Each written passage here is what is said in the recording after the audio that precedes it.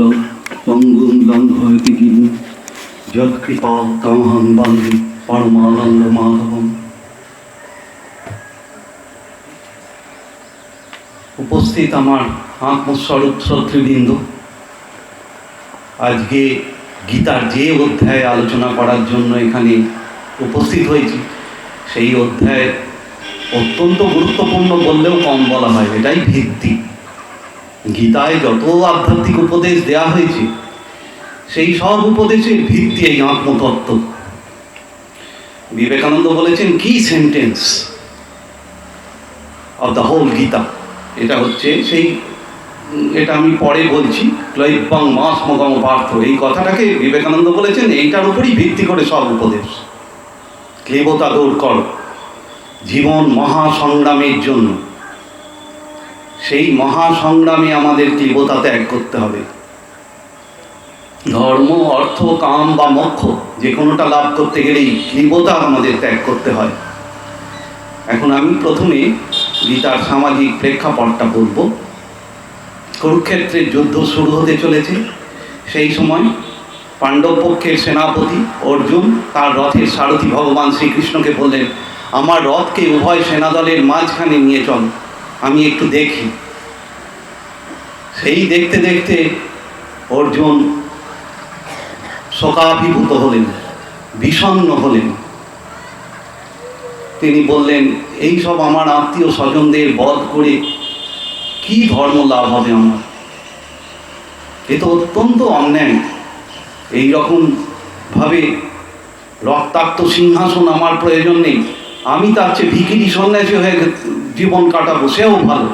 এরা আমাকে মেরে দিক, সেটাও ভালো হবে। আমাকে ভালোবাসে সবচেয়ে আমার যে পিতামহ ভীষ্ম রয়েছেন বিপক্ষে, এদের উপর আমি কি করে অস্ত্র চালনা করব? আর রয়েছেন আমাকেও সবচেয়ে ভালোবাসতেন আমার গুরু দ্রোণাচার্য, এই সব গুরুজনরা এবং আমার ভাইরা, আত্মীয় নিকটজনরা রয়েছেন, যাদেরকে ছেড়ে আমি বাঁচতে ইচ্ছে করি না এই জগতে। তাদের প্রতি আমাকে বাণ চালাতে হবে, আমার তাদের সঙ্গে যুদ্ধ করতে হবে। এর চেয়ে কষ্টের আর কি হতে পারে? আর এর চেয়ে পাপ কর্ম আর হতে পারে না।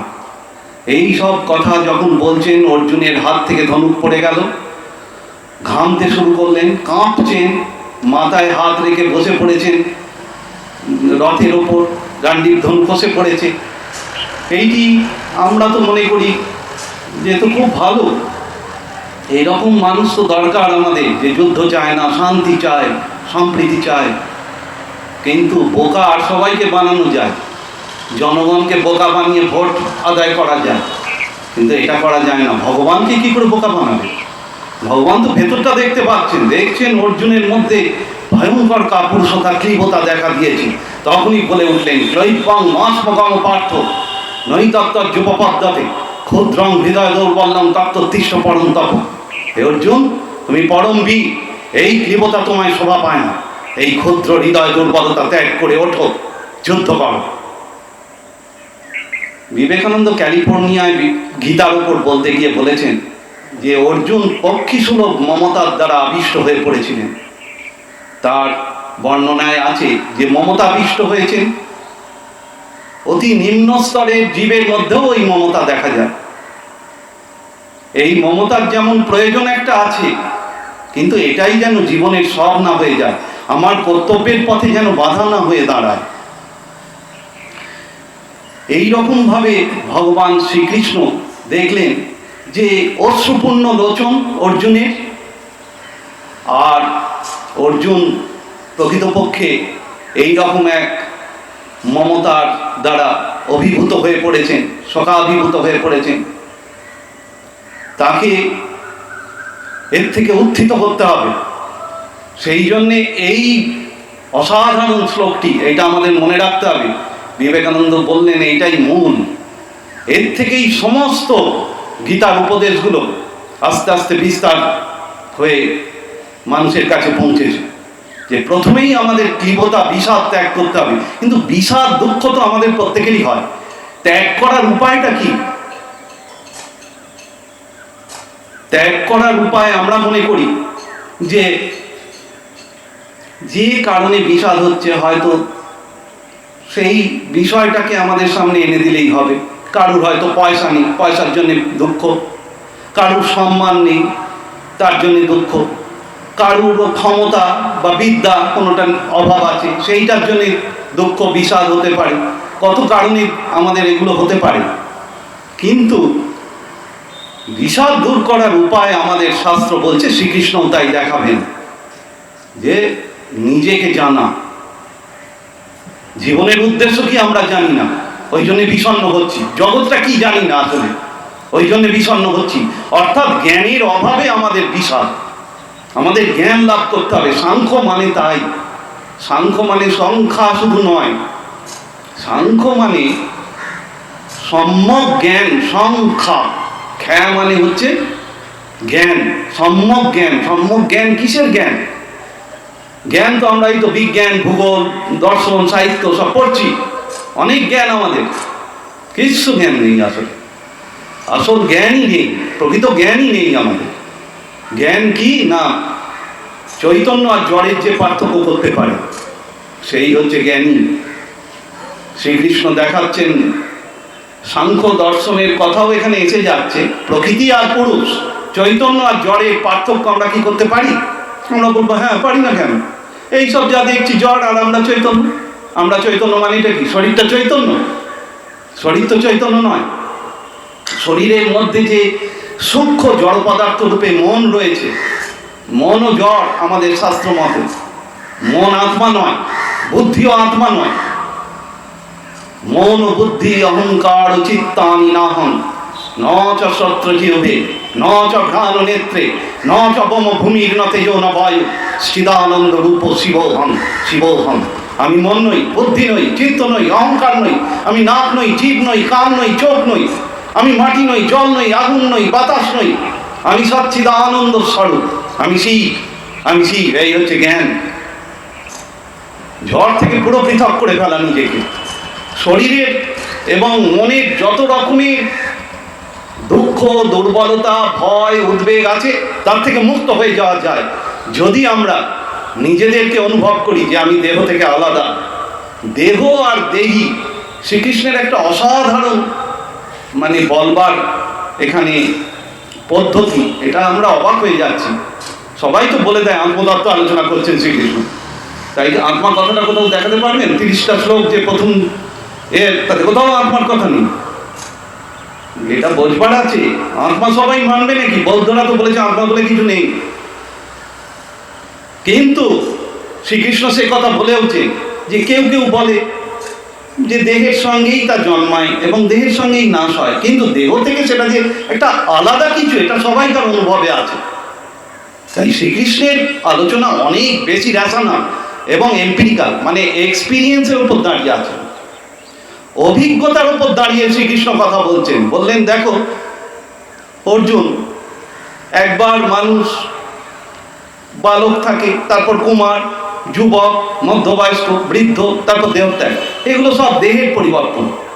কিন্তু দেহ থেকে আলাদা যে দেহি, শরীর থেকে আলাদা যে শরীরই, তার কিন্তু কোনো পরিবর্তন হয় না।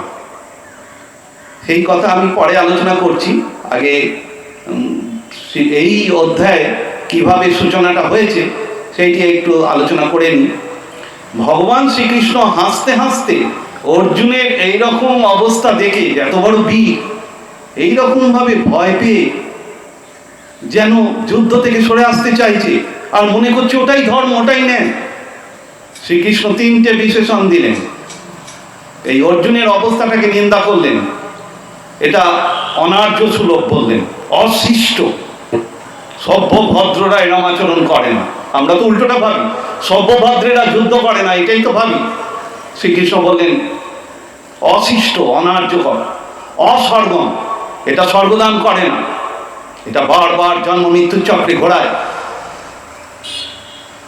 আর অকীর্তিকর, ক্ষত্রিয় হয়ে যুদ্ধ করা, অন্যায়ের প্রতিরোধ করা তো কর্তব্য আমাদের। তা সেইটা যদি আমরা না করি তাহলে তো আমাদের নাম যশ ডুবে যাবে, সম্মানহানি হবে।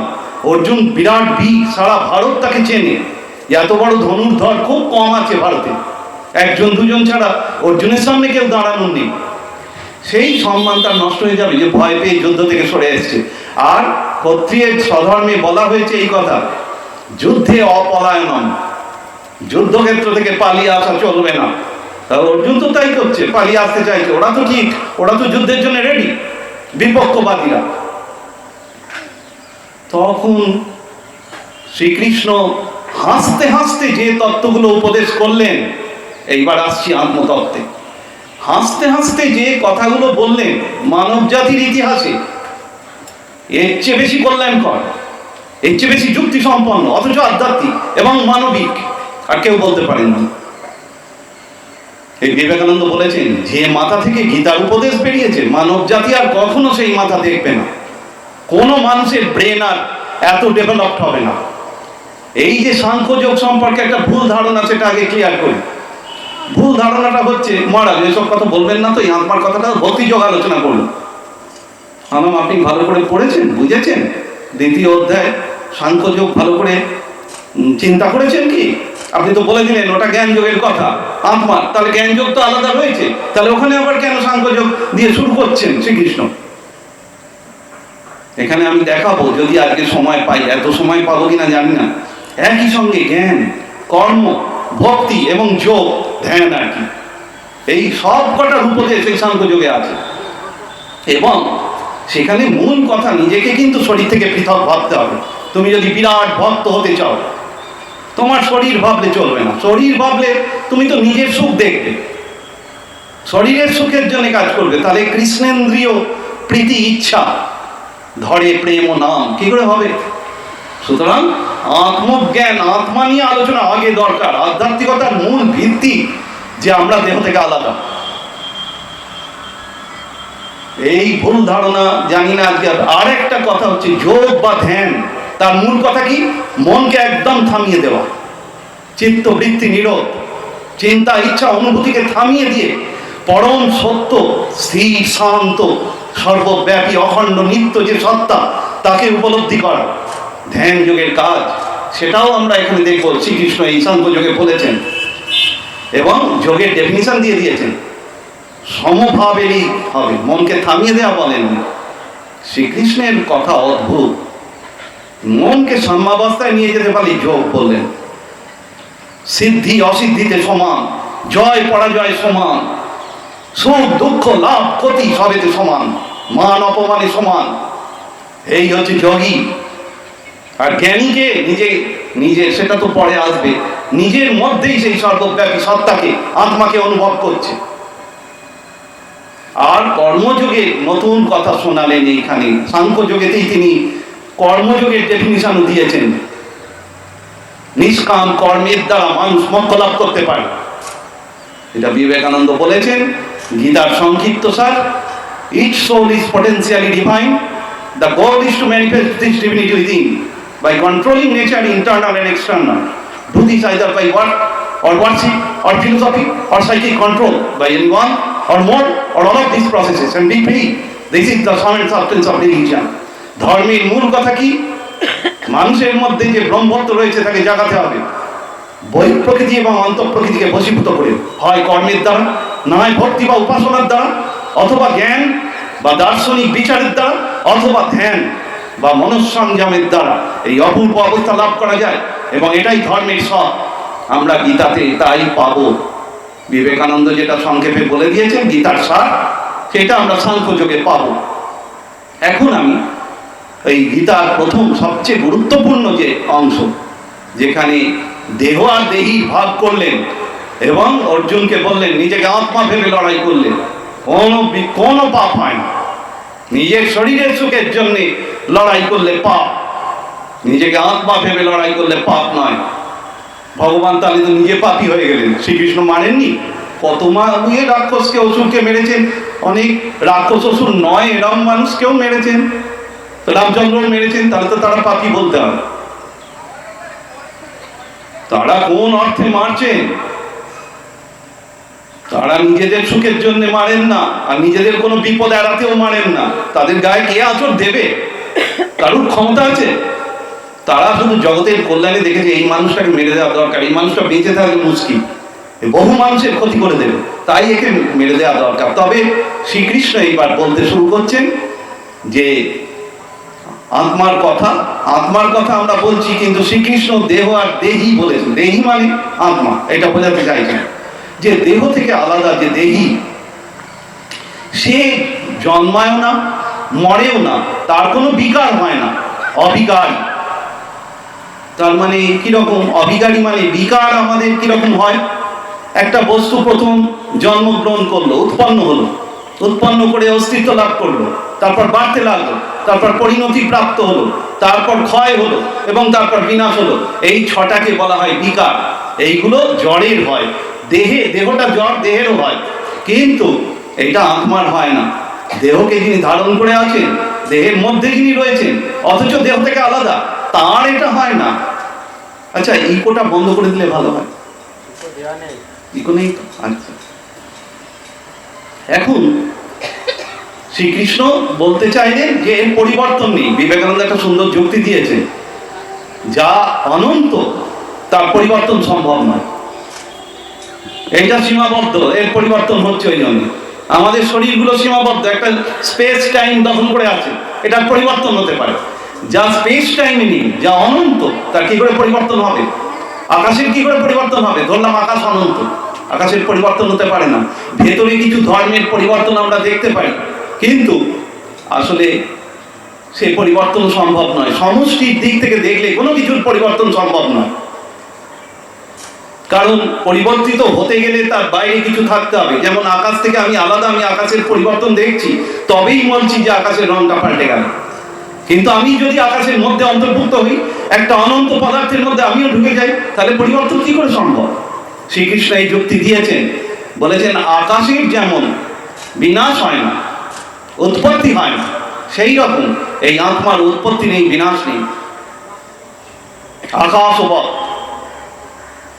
আবার বললেন দেহি নিত্য আর দেহটা অনিত্য, এই জগৎ অনিত্য, কিন্তু দেহি নিত্য। তার মানে দেহি চিরকাল আছে। অজ নিত্য শাশ্বত হইয়াং পুরাণ না হন্যতে হন্যমানে শরীরে। তার মানে কি? দেহি আত্মার কোনোদিন বিনাশ হতে পারে না। আত্মা চিরদিন আছে এবং পুরাতন হয়েও নূতন, তার কোনো ক্ষয় নেই। তিনি সনাতন সত্তা। ওই জন্য আত্মাকে জানলেই কেবল চিরন্তন সুখ লাভ করে মানুষ। আর অন্য যেগুলোকে জানছি আমরা, এগুলো চিরসুখ দেবে না। এই কিছু সুখ, কিছু দুঃখ, আবার জন্মান্তর, জন্ম মৃত্যুর চক্রে ঘোরাবে। কিন্তু আত্মাকে জানলে এটি হবে না, কারণ আত্মা সেই সত্তা, অক্ষর, অজর। আত্মা সম্বন্ধে বলা হয় যে আত্মা হচ্ছে চৈতন্য সত্তা, সৎ চিত আনন্দ, অস্তিত্ব, চৈতন্য এবং আনন্দ। শ্রীকৃষ্ণ যেভাবে বলেছেন, এখন তাইতে আবার ফিরে আসি। তিনি বললেন যে এই আত্মাকে অস্ত্রের দ্বারা ছেদন করা যায় না, জলের দ্বারা ভেজানো যায় না, একে বায়ুর দ্বারা শুষ্ক করে দেওয়া যায় না, আর এই কোনোভাবেই এর কোনো পরিবর্তন, কোনো ক্ষয় সম্ভব নয়। অবিনাশী তুতবৃদ্ধি যেন সর্বমিদং ততম সকর্মণা তমভ্যর্চ সিদ্ধিং বিন্দতি মানব। এখন এই যে সর্বব্যাপী সত্তা, এই সর্বব্যাপী সত্তা বলতে তাহলে কি আমাদের ভেতরে যিনি আছেন তিনি সর্বব্যাপী? তাহলে কি আমার আত্মা আর ওর আত্মা আলাদা নয়? আমরা তো মনে করি আমরা প্রত্যেকে আলাদা, এখানে যারা বসে আছি প্রত্যেকে তো তাই মনে করছি, আমরা সব আলাদা ব্যক্তি। কিন্তু শ্রীকৃষ্ণ তো বললেন যেন সর্বমিদং, সব কিছু ব্যপ্ত হয়ে আছে তার দ্বারা, সব কিছু ব্যপ্ত হয়ে আছে। তার মানে তো তিনি অনন্ত, নিত্য, মানে যার কোনোদিন বিনাশ নেই। আর অনন্ত মানে যিনি সর্বব্যাপী। সর্বব্যাপী যদি হয় তাহলে তো এক আত্মাই আছে, আত্মা এতগুলো নেই। এগুলো আমাদের ভ্রম। আমরা যে মনে করছি আমি ওই ব্যক্তি থেকে এই ব্যক্তি থেকে আলাদা, এটা আমাদের ভ্রম। এটা কাটাতে হবে, এবং এটা কাটানোরই উপায় বলবেন শ্রীকৃষ্ণ, যে কিভাবে মানুষ এই একত্রে যেতে পারে। এক সত্তাই আছে। বিবেকানন্দ বলেছেন ভারতবর্ষের মেসেজ তো দুটো মূল, unity of existence, divinity of man. ভারতবর্ষের মূল কালচার এর ওপর দাঁড়িয়ে আছে, সে সমস্ত কিছু আসলে একের প্রকাশ। এসব লোকে ভুল বলে বহুত্ববাদী, বহুত্ববাদটা তো বাইরের দিক। আমাদের সমস্ত রকমের উপাসনা পদ্ধতিকে আমরা স্বীকার করি, সেই জন্য আমরা একদিক থেকে বহুত্ববাদ, কিন্তু আসলে তা নয়। আসলে আমরা এক সত্তাকেই স্বীকার করি, এককে স্বীকার করি বলেই সমন্বয় আমাদের পক্ষে সম্ভব হয়েছে। যদি একটা পার্টিকুলার উপাসনা পদ্ধতিকে আমরা স্বীকার করতাম, তাহলে আমরা মুসলমান খ্রিস্টানদের মতো হয়ে যেতাম। ওরা একটা উপাসনা পদ্ধতি মানে, অন্যান্য সব ধর্মই তাই। হিন্দু ধর্মেরই এই আধ্যাত্মিক উদারতা। সামাজিক দিকে এদিকে অনেকে অনেক দোষ দেখাতে পারবে হিন্দু ধর্মের বিরুদ্ধে, আসল দিকে এগিয়ে আছে, আধ্যাত্মিক দিকে শ্রেষ্ঠ। বিবেকানন্দ চিকাগো বক্তৃতায় বলে এলেন, আর সবাই একই জামা পরানোর চেষ্টা করে, সবাইকার গায়ে। আর না হলে বলে থাকো, জামা ছাড়াই থাকো। হিন্দু ধর্ম বলে না, ওর উপযুক্ত জামা ওকে দিতে হবে। তাই কর্মের উপদেশ, জ্ঞানের উপদেশ, সব রকম উপদেশ হিন্দু ধর্মে পাওয়া যাচ্ছে। আবার ভক্তি, ধ্যান, আবার কেউ ভগবানের সঙ্গে এক মনে করছে অদ্বৈত, কেউ মনে করছে ভগবান থেকে আমি আলাদা দ্বৈত, আবার কেউ মনে করছে ভগবানের আমি অংশ বিশিষ্টাদ্বৈত। কত রকম যে হতে পারে। হাজার হাজার বছর ধরে গড়ে উঠেছে এই সব ধ্যান, ধারণা, অনুভূতি, এত দার্শনিক চিন্তা। এইবার ভগবান শ্রীকৃষ্ণ আত্মা সম্পর্কে বললেন যে দেহি অপ্রমেয়, একে প্রমাণ করা যায় না। অনাসীন অপ্রমেয়স্য তস্মাৎ যুদ্ধস্য ভারত, একে অবিনাশী এবং অপ্রমেয়। তাহলে তো আমরা মানব না। আমরা তো বিজ্ঞানের যুগে বাস করছি, আমরা মনে করি আমাদের প্রমাণ চাই, প্রমাণ ছাড়া তো মানব না। তাহলে একে অপ্রমেয় বলার মানেটা কি? শঙ্করাচার্য যা ব্যাখ্যা দিয়েছেন, বলেছেন প্রমাণ মাপবে, কিসের সাহায্যে মাপবে তুমি আত্মাকে? তোমাকে তো আত্মা থেকে আলাদা হয়ে যেতে হবে। তুমি তো আর ফুট রুলটা নয়, যে রুল কার্ডটা দিয়ে তুমি মাপছো কারুর হাইট, তুমি তো সেটা নয়, কিন্তু আত্মার ক্ষেত্রে তো তুমিই সেটা। তাহলে শঙ্করাচার্য দারুণ যুক্তি দিয়েছেন, বলেছেন যদি আমরা বলি ওই রুল কার্ডটা দিয়ে এই রুল কার্ডটাকে মাপো, কি সম্ভব? ফুট রুলটা 12 ইঞ্চি, 1 ফুটের একটা স্কেল, তাই যে স্কেলটাকে মাপা যাবে কি? স্কেলটা দিয়ে এই এটাকে, খুঁটিটাকে মাপা যাবে, একটা মানুষের হাইট মাপা যাবে, এই বাড়িটা কত হাইটের মাপা যাবে, কিন্তু আমি যদি স্কেলটা দিয়ে স্কেলটাকে মাপো। এই শঙ্করাচার্যের অসাধারণ যুক্তি, অপ্রমেয়। আবার আরো একটা গভীর কথা আছে, প্রমাণ করা যায় না যদি, তাহলে আমরা বেদ পড়বো কেন, গীতা পড়বো কেন? আমরা তো মনে করি গীতা আমাদের, বেদ আমাদের এই ধারণা দিচ্ছে, আমাদের জ্ঞান দান করছে। না, যথার্থ তো শাস্ত্র থেকে উপলব্ধি হয় না আত্মার। শাস্ত্র তো অনেকের মুখস্থ আছে। আমি এরম মানুষ দেখেছি গীতা পুরো মুখস্থ, ভাগবত মুখস্থ। বেনারসে গিয়ে আমি অবাক হয়ে গিয়েছিলাম, একজন উকিল সব গীতা মুখস্থ, গড়গড় করে চণ্ডী পুরাণ বলে যাচ্ছেন, স্কন্দ পুরাণ। তাহলে তো তাকে ব্রহ্মজ্ঞানী বলতে হয়। শাস্ত্র থেকে কখনো প্রমাণ হয় না, এটা ডাইরেক্ট নিজেকে উপলব্ধি করতে হবে। এই জন্যই তো এই ব্যাপারটা অন্যরকম, আধ্যাত্মিকতা ব্যাপারটা অন্যরকম। উনি বলেছেন, রামকৃষ্ণদেব বলেছেন, তুমি তো শুনলেই হয়ে গেল, তোমার জ্ঞান হয়ে গেল। তো এই তো গীতার আলোচনা হচ্ছে, সাংখ্যযোগ পড়লেই হয়ে যাবে, আমার আত্মজ্ঞানী হয়ে যাব। শ্রীরামকৃষ্ণ কি বলেছেন? বললেন শাস্ত্র কি জানি, কি হিল্লোল কি কল্লোল এইটুকু বলে। সমুদ্রে স্নান করেছে কিছু মানুষ, করে তারা খুব আনন্দ পেয়েছে, পেয়ে যারা স্নান করেনি তাদেরকে বলছে যাও যাও স্নান করো গে, কি হিল্লোল কি কল্লোল দেখো, বলছে এইটুকু কাজ শাস্ত্রে। আবার আর এক জায়গায় শ্রীরামকৃষ্ণ আরো সুন্দরভাবে এটা বুঝিয়ে দিয়েছে, শাস্ত্র কিরকম জানো, ফর্দ, মালের ফর্দ। তুমি মাল কিনতে যাবে, এবার একটা ফর্দ লিখে দিল কেউ, নিয়ে মালগুলো কিনলে এবার ফর্দটা ফেলেও দিতে পারো, ফর্দটা তো আর মাল নয়। সুতরাং এই শাস্ত্র সেই রকম। তাই শাস্ত্রের দ্বারা কেউ যদি মনে করেন আমাদের শাস্ত্র বলেছে, না, আমি এরকম ঠিক ঠিক সাধু যা দেখেছি, তাদের কাছে থেকেছি, তাদেরকে জিজ্ঞেস করেছি, তারা বলেছেন ডাইরেক্ট উপলব্ধি এর প্রমাণ, এর অন্য কোনো প্রমাণ নেই। এখন বিবেকানন্দ একটা কথা বলেছেন, তাহলে কি যুক্তিহীন? তাহলে কি শাস্ত্রের কথা সব যুক্তিহীন? অন্যান্য যে যুক্তিপূর্ণ কথাগুলো, প্রমাণগুলো আমরা বিজ্ঞান টিজ্ঞানে দেখি, এর সঙ্গে এর সম্পর্ক কিরকম? বিবেকানন্দ বললেন যুক্তির বিরোধী নয় শাস্ত্র, কিন্তু সেটা যুক্তিও নয়। আমাদের যে অনুভূতি, এই যে আত্মার অনুভূতি বা ঈশ্বরের অনুভূতি, এটা যুক্তি নয়, কিন্তু যুক্তি বিরোধীও নয়। যুক্তি ম্যাচিউরিটি লাভ করে আমাদের ওই অবস্থায় নিয়ে যায়। যুক্তি এমন যেমন আমি একটু উদাহরণ দিই, যৌবন আর শৈশব। যৌবন তো শৈশব নয়, কিন্তু যৌবন শৈশবের বিরোধী নয়। শৈশবই আস্তে আস্তে ক্রমান্বয়ে সেই বছরের পর বছর কেটে যত যাবে, শৈশবই পরিণত হবে যৌবনে। ঠিক সেই রকম ব্যাপার, যুক্তি থেকে ঈশ্বর অনুভূতি প্রমাণ করা যায় না, এই থেকেই গোঁড়ামির জন্ম নেয়। গোঁড়ামির জন্ম নেয় যখন কেউ বলে আমি যুক্তি দিয়ে প্রমাণ করে দেবো ঈশ্বর আছেন। অনেকে আবার বলে, আমি এরকম ম্যাথামেটিক্সের প্রফেসরের পাল্লায় পড়েছিলাম, পাগল টাইপের, বলে কি আমি অঙ্ক কষে দেখিয়ে দেবো ব্রহ্ম আছে।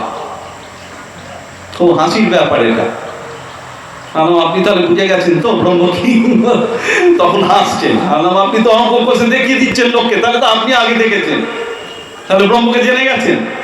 তাহলে কিন্তু আর পয়সার ধান্দা টান্দা করতে পারবেন না। সেসব করলে আমাদের কাছে এবার প্রতিরোধ পাবে। ব্রহ্মজ্ঞান হয়ে গেছে, এদিকে পয়সার ধান্দা করে এখানে পড়াচ্ছেন এসে কলেজে, ওসব আর চলবে না, ছাড়তে হবে। যাই হোক, আবার ফিরে আসি। এই আত্মতত্ত্ব বলতে গিয়ে ভগবান শ্রীকৃষ্ণ অনেক কথা বলেছেন। বললেন অচিন্ত, এই আত্মা অচিন্ত, অবিকারী। অবিকারীটা ব্যাখ্যা হয়ে গেছে, অচিন্তনীয়, চিন্তা করা যায় না একে। কেন চিন্তা করা যায় না? কারণ চিন্তা করতে গেলে কতগুলো কনসেপ্ট বা ধারণার দরকার হয়। যেমন এই আকাশটা হয় নীল বা সাদা, তাহলে সাদার ধারণা চাই, আকাশের ধারণা চাই। এই ধারণাগুলোর মধ্যে সম্বন্ধ আমাদের স্থির করতে হবে, যে আকাশটা নীল কিনা বা সাদা কিনা। সম্বন্ধ হ্যাঁ হয় সাদা, না হয় নীল, না হয়। কিন্তু আত্মা সম্পর্কে এইরকম কোনো ফিক্স ধারণা দেওয়া যায় না, কারণ আত্মার তো কোনো আকৃতি নেই। এই সর্বব্যাপী যে, তার আকৃতি নেই, তাহলে তাকে কি করে আমরা বর্ণনা করব, কি করে তাকে ব্যাখ্যা করব, কি করে চিন্তায় প্রকাশ করব? ওই জন্য শ্রীকৃষ্ণ বলেছেন আশ্চর্যবৎ পশ্যতি কশ্চিদেনাম আশ্চর্যবৎ শৃণোতি কশ্চিৎ। তার মানে একে অবাক হয়ে দেখে অনেকে, যে কি জিনিস রে বাবা, অন্য সব জিনিসকে বর্ণনা করা যাচ্ছে, কিন্তু বর্ণনাই করা যাচ্ছে না। কিরম? উপনিষদে আছে, উপনিষদেরই তো সার গীতা। উপনিষদে আছে ইনি হ্রস্ব আবার দীর্ঘ, ইনি বিরাট মহিয়ান আবার অনুর মতো ক্ষুদ্র। একে ধারণা কেউ করতে পারবে? একে চিন্তা কেউ করতে পারবে? তবে জ্যোতি তন্নৈ জ্যোতি তদ্দূরে তদন্তিকে। তিনি চলেন আবার চলেন না, তিনি দূরে আবার কাছে, তিনি সব বস্তুর ভেতরে সব বস্তুর বাইরে। এই আত্মার ডেফিনিশনে এইরকম বৃহদারণ্যক উপনিষদে আছে, যৎ সর্বেষু ভূতেষু তিষ্ঠন সর্বেভ্য ভূতেভ্য অন্তর যৎ সর্বাণি ভূতানি শরীরম যং সর্বাণি ভূতানি ন বিদু যৎ সর্বাণি ভূতানি অন্তর জমায়তি ইতি তে আত্মা অন্তর্যামী অমৃত। বৃহদারণ্যক উপনিষদ। অর্থাৎ আত্মা সবের মধ্যে রয়েছে, সব জীবের মধ্যে, অথচ জীব থেকে পৃথক। ডাক্তাররা যখন অপারেশন করে আত্মাকে পায় না, কিডনি পায়, হার্ট পায়, লিভার পায়, আরো যা যা আছে সেই সবগুলো পায়, আত্মাকে পায় না। ওই জন্য আত্মাকে মানতে চায় না তারা। তাহলে এটা কি জিনিস যে থেকেও নেই? আর সব জীব একে জানে না, অথচ জীবের শরীরে রয়েছে, জীব কিন্তু জানে না। আর যদি কেউ জানে তাহলে সে আর জীব থাকে না, সে নিজেই ভগবান হয়ে যায়। আত্মাকে জানলে কি হয়? উপনিষদে বলেছে ব্রহ্মবেদ ও ব্রহ্মৈব ভবতি। আত্মাকে যিনি অনন্ত সর্বব্যাপী বলে জানলেন, তিনি আর জীব থাকেন না, তিনি ব্রহ্ম হয়ে গেছেন। তিনি নিজেকে জীব মনে করেন না, জীব তাকে জানতে পারে না। আর প্রত্যেক জীবকে অন্তর থেকে চালিত করছেন তিনি। এই আত্মা আমাদের ভেতরে থেকে আমাদের চালিত করছে, আমাদের জীবন নিয়ন্ত্রণ করছে, আমাদের জন্ম মৃত্যুর সব চক্র ঘুরছে, এই সবটাকে আবার মোক্ষ, বন্ধন এবং মোক্ষ হচ্ছে, এই সবটাকে নিয়ন্ত্রণ করছে আত্মা। আর এই আত্মা ওই জন্য ঈশ্বর থেকে আলাদা নয়। ভগবান শ্রীকৃষ্ণ নিজে বলেছেন, ঈশ্বর সর্বভূতানাং হৃদ্দেশে অর্জুন তিষ্ঠতি। ঈশ্বর সব জীবের হৃদয়ে অবস্থান করছেন এবং তিনি যেমন যন্ত্রারূঢ়ানি মায়া, সব জীবকে তিনি ঘোরাচ্ছেন। পুতুল নাচ যেমন নাচায়, সুতোগুলো দেখা যায় না, কিন্তু পুতুলগুলো নড়ছে, কথা বলছে, এগুলো দেখা যায়, শোনা যায়। সেই রকম ভগবান নাকি আমাদের ভেতরে থেকে এইভাবে নাচাচ্ছেন, ভেতর থেকে চালিত করছেন, পার্লামেন্ট থেকে নয় বা বিধানসভা থেকে নয়, এখান থেকে চালিত আমরা হচ্ছি না, এগুলো আমাদের ভুল ধারণা। ওগুলোর দ্বারা শরীর চালিত কিছুটা হতে পারে, কিন্তু ওখানের আগে অনুমতি চাই। আমি যদি এক্ষুনি মরে যাই, কে আমাকে আর কোন বিধানসভায় বা কি করবে, আর পার্লামেন্টই বা কি করবে? তাহলে আত্মা সম্পর্কে এই বলা হলো অচিন্ত, চিন্তা করা যায় না। শ্রী চৈতন্য এই কথা বলেছেন, অচিন্ত, অচিন্ত ভেদাভেদ। আত্মার সঙ্গে সম্পর্ক অন্য কিছু ভগবানের বলা যায় না, চিন্তা করা যায় না। এই আত্মা এমন। আর আশ্চর্যবৎ বদতি, কেউ আশ্চর্যের মতো এর কথা বলে। আশ্চর্যের মতো কেন? না, যার কথা বলা যায় না তার কথা বলছে। যেখানে বাক্য পৌঁছয় না, বলা হয়েছে মন যায় না, মনের বাইরে, মন বুদ্ধির অতীত আত্মা, অথচ সেই আত্মা নিয়ে আমরা কথা বলছি। এসে মানে পাগলামি আর কি আছে? তো পাগলামি এক ধরনের। ওই জন্য শ্রীকৃষ্ণ বলেন আশ্চর্য, আশ্চর্যবৎ। একে কেউ শোনে, আবার শুনেও একে জানতে পারে না। শুনছে মানুষ, এটা এইরকম, এটা মন নয়, বুদ্ধি নয়, দেহ নয়, জড় নয়, এই নিত্য, একে চিন্তা করা যায় না। এসব শুনছে, কিন্তু শুনেও জানতে উপলব্ধি হচ্ছে না। কিন্তু কারুর কারুর হতে পারে, সেইটা শুধু শুনেই হয় না, শোনার পর সেটা নিয়ে ভাবতে হয়, মনন করতে হয়, বিচার করতে হয়। তারপর মানুষের, কোনো কোনো মানুষের এই সৌভাগ্য হয়, এই বিচার থেকে সমাধি হয়ে যায়। এইভাবে আত্মার কথা তো শোনালেন যে অচ্ছেদ্য। আচ্ছা, কেন একে অস্ত্র দিয়ে ছেদন করা যায় না? তার কারণ এটা জড় পদার্থ নয়, একে ছেদন করা যায়। এটা একটা স্পেস জুড়ে আছে, এটার একটা অবয়ব আছে, তাই একে কেটে ফেলা যায়, ভেঙে ফেলা যায়। আমাদের শরীরগুলোকে ওই জন্য কেটে ফেলা যায়। কিন্তু আত্মা তো জড় নয়, কোনো স্থান জুড়ে নেই। আত্মাকে নিরংশ বলা হয়, কোনো অংশ নেই। আত্মা নিরবয়ব, নিরাকার। তাকে কি করে মারবে তুমি? এখন একটা প্রশ্ন আছে, ইন্টেলেকচুয়াল প্রশ্ন, যে যদি এ নিরাকারই হয়, শুনুন, এটা বিবেকানন্দ তুলেছেন এই প্রশ্ন, তাহলে তো এটাকে শূন্যও কেউ বলতে পারে। তা বিবেকানন্দ অভিজ্ঞতা দিয়েই ব্যাখ্যা করেছেন, কেউ শূন্যবাদী আমি তো অন্তত খুঁজে পাইনি। শূন্য মেনে কেউ চলছে, জীবনটা আমার শূন্য, সব কিছু শূন্য, এই মেনে কেউ স্থির মাথায় চলতে পারে এরকম মানুষ বলছেন আমি দেখিনি, স্বামীজি বলছেন। সুতরাং শূন্যবাদকে উড়িয়ে দিয়েছেন এইভাবে। আর শূন্য বলাটা একটা নেগেটিভ কথা বলা। বৌদ্ধ ধর্মের অনেকে সমালোচনা করেছে, বড় বড় সব দার্শনিকরা বিদেশে, তারা বলেছে হিন্দু ধর্মের সঙ্গে ওইখানটাতেই পার্থক্য। দার্শনিকভাবে বৌদ্ধরাও অনেক দূর এগিয়েছে, একেবারে হিন্দুদের সমান সমানই হয়ে গেছে। কিন্তু এইখানটা একটা প্রবলেম, বলেছে ওরা নেগেটিভ কথা বড় বেশি বলে। ধরুন আমি এক গ্লাস জল হাফ খেয়েছি, হাফ খেয়ে রেখে দিয়েছি, বলেছি বর্ণনা করতে যে ওই গ্লাসটার বর্ণনা করো। বৌদ্ধরা বলবে অর্ধেক জল ফাঁকা, আর হিন্দুরা বলবে অর্ধেকটা জল রয়েছে। একই জিনিসকেই বোঝানো হচ্ছে, শূন্য আর পূর্ণ, এ দুটোই তো একই রকম। কিন্তু পূর্ণ বললে মানুষ এগোতে পারে। শ্রীকৃষ্ণ শূন্য বলেননি, ওই জন্যে সর্বব্যাপী বলেছেন এবং একটা সত্তা, এটাই বলতে চাইছেন।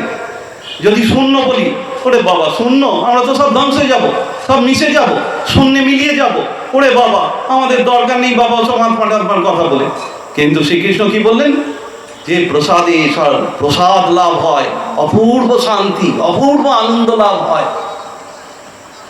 শূন্যকে জানলে ওরম আনন্দ হবে না, আনন্দ হবে নিজেকে পূর্ণ বলে বুঝতে পারলে, যে আমি সর্বব্যাপী, আমার জন্ম নেই মৃত্যু নেই, এই জানলে মানুষ অপূর্ব আনন্দ লাভ করে, সে আনন্দের তুলনা নেই, সেইটাই মোক্ষ।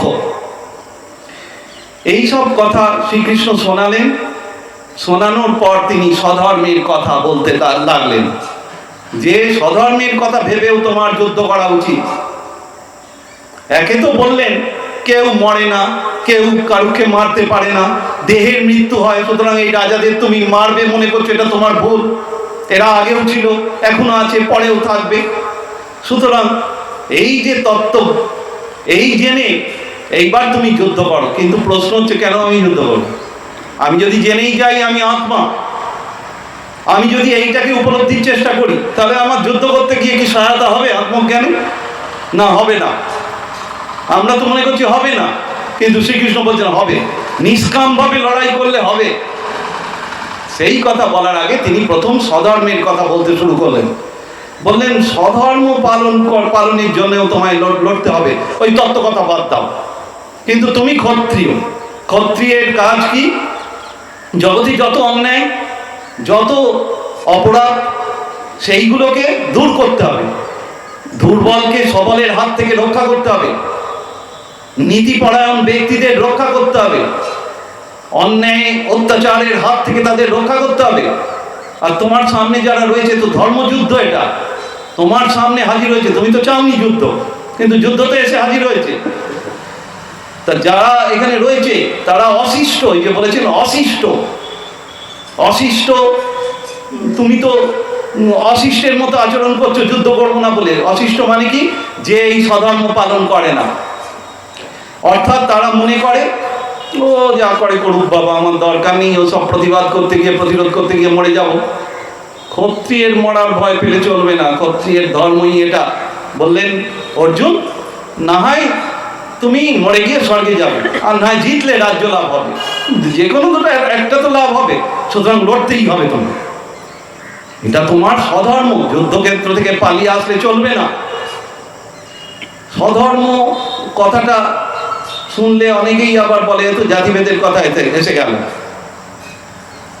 তা জাতিভেদের যারা বিরোধিতা করেন, তারা এমন একটা সমাজ গঠন করে দেখান দেখি, যে সমাজ দীর্ঘস্থায়ী। একমাত্র বর্ণভেদ, জাতিভেদ কথাটা তো ভুল, স্বামীজি বলেছেন, বর্ণভেদ, বর্ণভেদ ছিল বলেই ভারতবর্ষ রক্ষা পেয়েছে, এবং বর্ণভেদ আর ছিল বলেই কেউ পেশার জন্য লড়াই করেনি। এই যে পেশা নিয়ে লড়াই, আমাদের একটা এমই ইঞ্জিনিয়ার, সে চলেছে রেলের গ্যাংম্যান হবার জন্য অ্যাপ্লিকেশন দিয়েছে। আপনারা এরকম কাগজে প্রায় দেখেন, কত লক্ষ অ্যাপ্লিকেশন করেছে সরকারি চাকরি পাবে বলে। সে গ্যাংম্যান হোক বাবা যাই হোক, আর আমার মাস্টার ডিগ্রি থাক যাই থাক, আমি ওই গ্যাংম্যান হলে তার যা হোক খেতে পাবো। এই তো অবস্থা হয়েছে, আরো কি হবে দুর্গতি দেখুন এবার। এটা কিন্তু আমাদের দেশে ছিল না, আমাদের দেশে দুর্ভিক্ষ ছিল না, বিবেকানন্দ বলছেন দুর্ভিক্ষ ছিল না।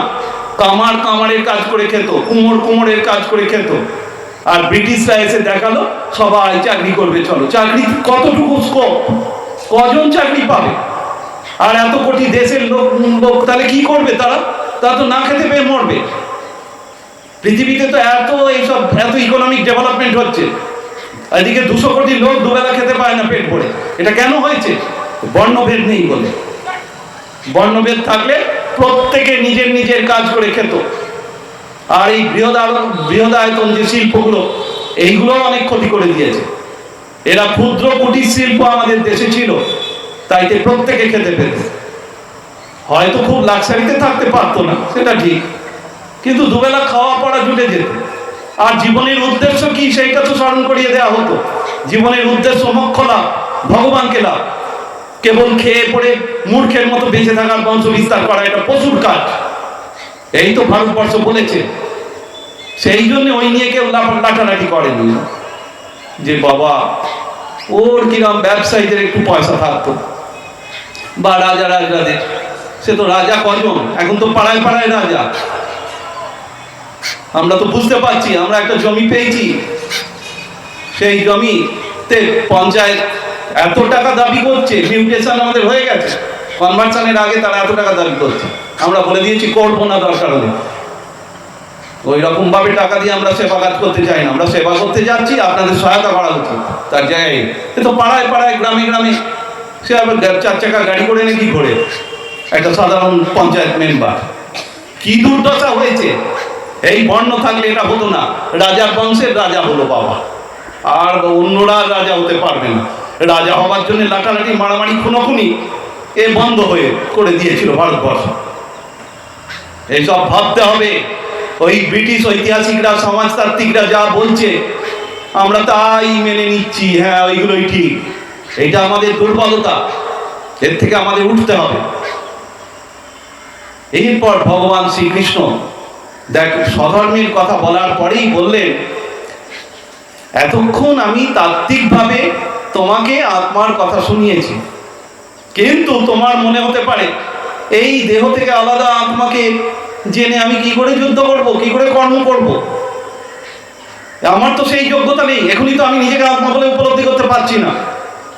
তাহলে অর্জুনের এই অবস্থা এখনো অতটা উন্নত নয়, বুঝতে পেরেছি। কৃষ্ণ বলেন, এতক্ষণ আমি তোমাকে বৌদ্ধিকভাবে, বুদ্ধিগত জ্ঞান তাত্ত্বিক ভাবে তোমায় কথা বলেছি, এইবার কর্মের প্রয়োগ দেখাবো।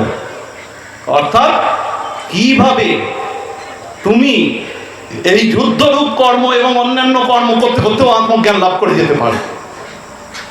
দেখো এবার সেটা। এইখানে ভগবান শ্রীকৃষ্ণের অসাধারণ কৃতিত্ব। নিষ্কাম কর্মযোগের কথা বললেন। জ্ঞানের দিকে একটু প্রবলেম আছে বলে রাখি। অদ্বৈতবাদীরা বলেন জ্ঞান আর কর্ম একসঙ্গে চলে না, জ্ঞানী কখনো কর্ম করে না। দেখুন না, একটু ইঞ্জিনিয়ার, সে আর হাত লাগাবে না, মিস্ত্রি হাত লাগিয়ে কাজ করছে, কিন্তু আমি ইঞ্জিনিয়ারিং পড়েছি, আমি আর হাত লাগাবো না, আমি কর্ম করবো। কর্ম আর জ্ঞানের এই বিরোধ আছে। শঙ্করাচার্য বলেছেন জ্ঞানী স্থির হয়ে যান, তিনি আর কি কর্ম করবেন? তিনি তো দেহ নন আর মন নন, দেহ মন তো কর্ম করে, আমি তো আত্মা সর্বব্যাপী। যে সর্বব্যাপী সে আর নড়াচড়া করবে কি করে? এইখানে এমন একটা ঘরেতে টেবিল রেখেছি, সেই টেবিলটা আর নড়ানো যায় না, ঘরটার সমান। এটা তো এইরকম ব্যাপার, নড়াবো কি করে তাকে? তাহলে আত্মা তো কোনো কর্ম করে না। তাহলে এইবার অর্জুন ভাবছেন, তাহলে আমাকে কেন যুদ্ধ করতে বলছে? আর খালি জ্ঞানকে শ্রেষ্ঠ বলছেন, অথচ আমাকে যুদ্ধ করতে বলছেন। সেই দ্বিধাটাকে দূর করে দেবেন বলে শ্রীকৃষ্ণ এবার দেখালেন নিষ্কাম কর্ম আর জ্ঞানী কোনো পার্থক্য নেই। নিষ্কাম কর্ম যে করতে পারে সে জ্ঞানী। সেই নিষ্কাম কর্ম কি না বললেন, কর্মণ্যেবাধিকারস্তে মা ফলেষু কদাচন মা কর্মফল হেতুর্ভুমাতে সঙ্গস্ত কর্মণি। যে কর্মেই তোমার অধিকার, কর্মের ফলে নয়। আমি কি বিদ্যা লাভ করবো, কি রূপ লাভ করবো, নাম যশ লাভ করবো, অর্থ লাভ করবো, স্বর্গ লাভ করবো, এইসব নয়। এইসব আমাদের এর লক্ষ্য নয়। তাহলে স্বধর্ম কি জন্য করব? কি জন্যে আমি নিষ্কাম কর্ম করব? স্বধর্ম যদি কেবল কর্তব্য জ্ঞানে কেউ করে সেটা নিষ্কাম হয়ে যায়। যে শাস্ত্রে বলছে এই জন্যই করছি, আমার কোনো লাভ লোকসান জানি না বাবা, আমি এখানে এসে পড়েছি, এইখানে জন্মেছি, আমার এইটা কর্তব্য, আমায় করতে হবে। এটা আমার ভালো হোক, খারাপ হোক, সুখের হোক, দুঃখের হোক, আমার জয় হোক, পরাজয় হোক, আমায় করতে হবে। এই ভাব নিয়ে করতে হবে। আর আমার যেন অকর্মের সঙ্গে যোগ না হয়, আমি যেন কর্মফলের হেতু না হই। এখানে দুটো কথা কর্মযোগে, নিষ্কাম কর্মযোগে মূল দুটো কথা হচ্ছে, নিজেকে কর্তা ভাবা চলবে না, আমি করছি এই ভাব ত্যাগ করতে হবে। আর একটা হচ্ছে যে আমি করে এই ফল লাভ করব, স্বর্গ লাভ করব, কি রাজ্য লাভ করব, কি পুত্র লাভ করব, এই চিন্তা ছাড়তে হবে। এই দুটো ছেড়ে যদি কেউ করতে পারে কর্ম, নিজের কর্তব্য কর্ম করতে পারে স্বধর্ম, তাহলেই সেটা নিষ্কাম কর্ম হয়ে যাবে এবং মোক্ষের দিকে আমাদের চালিত করবে। এর জন্যে আমাদের অনেক কষ্ট সহ্য করতে হবে। কষ্ট অনেক সহ্য করতে হতে পারে, প্রত্যেকেই জানেন কত কষ্ট সহ্য করতে হয় যদি কেউ ঠিক নিয়ম নীতি মেনে চলতে চায়। প্রচুর কষ্ট, অনেক বাধা। আর শ্রীকৃষ্ণ বলেন সেগুলোকে সহ্য করো। বললেন না যে দেখো ভগবানের নাম করো কেটে যাবে, ওসব কথা, ওরকম কোনো দুর্বলতা শ্রীকৃষ্ণের নেই। শ্রীকৃষ্ণ বললেন সহ্য তো করতেই হবে, কর্মফল পাওনা আছে, দুঃখ পাওনা আছে, দুঃখ পাবেই তুমি, আর সুখ পাওনা আছে, সুখও পাবে, কিন্তু এই দুটো থেকেই তোমাকে মুক্ত হতে হবে। এই মুক্ত হয়ে তুমি এইরকম ভাবে তুমি মুক্তির দিকে এগিয়ে যাবে এবং স্থির হয়ে যাবে, প্রসন্ন হয়ে যাবে মন। কারণ সিদ্ধি অসিদ্ধি সমান হয়ে গেছে তোমার কাছে, জয় পরাজয় সব সমান হয়ে গেছে। সেই অবস্থায় তুমি স্থির, শান্ত, ধ্যানী, যোগী, সব কিছুর মধ্যে সমতা। এই বলার পরেই অর্জুনের মনে হয়েছে যে আচ্ছা, তাহলে এই যে স্থির ভাব, স্থিত প্রজ্ঞ যাকে বলা হয়, যার স্থির ভাব, যার মন চঞ্চল হয় না, কোনো দিকে বুদ্ধি ভ্রষ্ট হয় না, এই অবস্থাটা কি করে হয় শ্রীকৃষ্ণ তার আগেই বললেন। বুদ্ধি যখন মোহকলিল থেকে মুক্ত হয়, মোহকলিলতা থেকে মুক্ত করতে হবে বুদ্ধিকে। মোহকলিলতা মানে কি? মানে কোনটা আমার করা উচিত, কোনটা উচিত নয়। আমার যেটা করা উচিত সেটা করতে হবে, আর যেটা করা উচিত নয় সেটা করা চলবে না। যদি কেউ এটা করে, যেটা করা উচিত নয় করে, আর যেটা করা উচিত সেটা না করে, তাহলে তাকে বলে মোহগ্রস্ত, মূঢ়। সুতরাং আগে মোহকলিল দূর করো। এই প্রসঙ্গে আমার একটা কথা মনে পড়ে গেল। একজন বিখ্যাত জার্মান ফিলোসফার, আধুনিক যুগের, খুব নাম, ভিটগেনস্টাইন, উনি একটা কথা বলেছেন, ফিলোসফি বলতে কি বোঝায়? এত সুন্দর কথাটা, philosophy is a battle against bewilderment of our intellect by means of language. অর্থাৎ আমাদের বুদ্ধির যেই মোহ, যেটা শ্রীকৃষ্ণ বলছেন, বুদ্ধির মোহ দূর করতে হবে। মোহ দূর হলে, দূর করার জন্য যে সংগ্রাম, সেটাই দর্শন, ভাষার সাহায্যে। এইটা বলেছেন ভিটগেনস্টাইন, দারুণ কথা। এবং বুদ্ধির মোহ বলতে আর কি? আমরা প্রিয়টাকে বরণ করি, করতে চাই, শ্রেয়কে নয়। এটা আমাদের বুদ্ধির ভ্রম। আমাদের শ্রেয়কে নিতে হবে। যেমন ধরা যাক, কারুকে বলা হলো যে তোমার এখন তেঁতো খেতে হবে, তেঁতো খেলে তোমার উপকার, কিন্তু সে তেঁতো খেতে চায় না। যেটাতে তার কল্যাণ, শ্রেয়, সেটা না করে যেটা ভালো লাগে সেটা খায়, যেটা ভালো লাগে সেটা করে। এইরকম মানুষ প্রিয় আর শ্রেয়ের মধ্যে প্রিয়কে বরণ করে নেয়, ওই জন্য বারবার জন্ম মৃত্যুর চাকায় ঘোরে। শ্রেয়কে যারা বরণ করে তারা এগিয়ে যায়। বুদ্ধির কলুষতা এসে যায় আমরা যখন দ্বন্দ্বে পড়ি, যে আমরা মনে করি দুঃখ আর সুখ আছে জগতে, আমরা শুধু সুখটাকেই নেব, প্রিয় আর অপ্রিয় আছে, শুধু প্রিয়টাকে বরণ করব। আমাদের জয় পরাজয়ের মধ্যে জয়টাকে নেব, মান অপমানের মধ্যে মানটাকে শুধু নেব। এই যে মনে করে আমরা চলতে থাকি এবং তার জন্য অনেক অন্যায় কাজ করতে থাকি, এইটাই আমাদের ভ্রষ্ট করে দেয়, বুদ্ধিকে কলুষতা যুক্ত করে দেয়। তাহলে বুদ্ধির কলুষতা মুক্ত না হলে আমরা স্থির প্রজ্ঞা লাভ করতে পারব। প্রজ্ঞা মানে কি? প্রজ্ঞা মানে শুধু জ্ঞান নয়, যে জ্ঞানেতে বোঝা যায় যে সব কিছু একেরই প্রকাশ, তাকে বলে প্রজ্ঞা, ইউনিটি। আমরা ইউনিটি যদি দেখতে পাই তবে প্রজ্ঞা লাভ হবে, নইলে জ্ঞান যেগুলো বিচ্ছিন্ন, যেমন এখানে সব মানুষ বসে আছে, নর নারী বসে আছে, বালক বালিকা বসে আছে, বৃদ্ধ বৃদ্ধা বসে আছেন, এই যে আমরা পার্থক্য করছি, এই পার্থক্য না করে কেউ যদি বলে এখানে মানুষ বসে আছে শুধু, তাহলে প্রজ্ঞা লাভ হয়েছে। প্রজ্ঞা অর্থাৎ সমন্বিত করে ভাবতে পারছে। ভারতবর্ষ প্রজ্ঞার কথা বলে, শুধু ওই জ্ঞানের কথা বলে না, পিসমিল নলেজ নয়, টুকরো টুকরো জ্ঞান নয়। এই প্রসঙ্গে একজন দারুণ বলেছেন, আমাদের আধুনিক যুগের আর এক শ্রেষ্ঠ দার্শনিক পৃথিবীর, বার্ট্রান্ড রাসেল। তিনি আবার সাহিত্যে নোবেল পুরস্কার প্রাপ্ত, অসাধারণ দার্শনিক, গণিতজ্ঞ, কত যে তার পাণ্ডিত্য তার ঠিক নেই। সেই রাসেল বলেছেন যে আধুনিক যুগে আমরা নলেজের প্রতি ছুটছি, উইজডমকে অস্বীকার করি, এর পরিণতিতেই দুঃখ আসছে। এখন থেকে আমরা যদি সচেতন না হই উইজডম লাভের জন্য, শুধু যদি আমরা নলেজের দিকে ছুটি, আমাদের আরো দুঃখ পাওনা হচ্ছে। এই এত বড় দার্শনিক, আর তিনি তো আর আধ্যাত্মিক মানুষ নন, তিনি তো একজন সাধারণ বুদ্ধিজীবী, তিনি কিন্তু এটা বুঝতে পেরেছেন যে মানুষকে ভেদ করে দেয় যে জ্ঞান, এই জ্ঞান আমাদের ক্ষতি করবে, আমাদের সমাজকে ধ্বংস করে দেবে। কেবল আমার পয়সা হবে, কেবল আমার নাম হবে, কেবল আমার, এই যে স্বার্থপরতা, এটা অজ্ঞান থেকে আসে। রামকৃষ্ণদেব কি বলেছেন অজ্ঞান কাকে বলে? আমি আর আমার, এর নাম অজ্ঞান, আর তুমি আর তোমার, এর নাম জ্ঞান। জ্ঞান মানে ওটা প্রজ্ঞা। শ্রীকৃষ্ণ তাহলে স্থিত প্রজ্ঞার কথা বললেন, যে মানুষ স্থির হয়ে যায়, শান্ত হয়ে যায়, নিজের মধ্যে নিজেকে দেখে।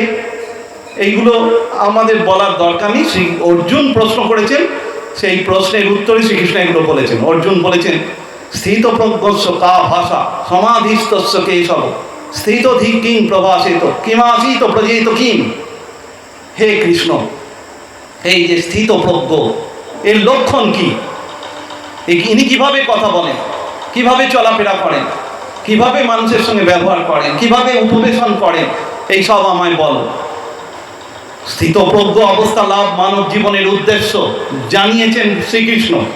আর অর্জুন জানতে চাইছেন যে তারা কিরম হয়। শ্রীকৃষ্ণ বললেন, প্রজহাতি যদা কামান সর্বান পার্থ মনোগতান আত্মন্যেবাত্মনা তুষ্ট স্থিতপ্রজ্ঞস্তদুচ্যতে। অর্থাৎ যিনি মনোগত সব কামনা বাসনা ত্যাগ করেছেন এবং আত্মার মধ্যেই সন্তুষ্ট, অর্থাৎ নিজেকে আত্মা ভেবেই শুধু সন্তুষ্ট, অন্য কোনো বাইরের বস্তুর প্রয়োজন নেই। আমায় এতটা খেতে হবে, ভালো জিনিস, ভালো জায়গায় থাকতে হবে, ভালো পড়তে হবে, আমায় এতদিন বাঁচতে হবে, আমার এটা লাভ করতে হবে, ওটা পেতে হবে, এই সব চিন্তা নেই। নিজের মধ্যেই নিজে সন্তুষ্ট, কারণ আত্মাই সচ্চিদানন্দ। আর আমি তাই, এই যিনি বুঝতে পেরেছেন তিনি স্থিতপ্রজ্ঞ। তারপরে বললেন যে যিনি কোনো বিষয়ে বিদ্বেষ করেন না, আর কোনো বিষয়ে যার আসক্তি নেই, সুখে এসু বিগত স্পৃহ, সুখে স্পৃহা নেই, দুঃখে এসু অনুদ্বিগ্ন মনা, দুঃখে উদ্বিগ্ন হয় না, সুখ লাভের জন্যে লালায়িত হয় না, এই রকম মানুষের প্রজ্ঞা স্থির হয়েছে। এখানে বলে রাখি, এতক্ষণ বাটন রাসের অমুক তমুক বলছিলাম, ওরা কেউ এই অবস্থা চিন্তা করতে পারবে না, কিন্তু ওরা উইজডম বলতে বুঝছে এই যেটা আমি উদাহরণ দিলাম ওইটুকু। অর্থাৎ এখানে ভিন্ন ভিন্ন মানুষ দেখছি, না দেখে এখানে কেউ যদি শুধু মানুষ দেখি তাহলে আমার উইজডম, কিন্তু এটা দেখলে তো তুমি ব্রহ্মজ্ঞানী হন না। ব্রহ্মজ্ঞানী হচ্ছেন যিনি বুঝতে পেরেছেন এই সব কিছু আসলে এক সত্তারই প্রকাশ, এবং সেটাই কেবল আছে, অন্য কিছু নেই, অন্যগুলো ভ্রম, স্বপ্ন। এইরকম মনের অধিকারী, এইরকম চিন্তার অধিকারী তিনি হচ্ছেন স্থিতপ্রজ্ঞ।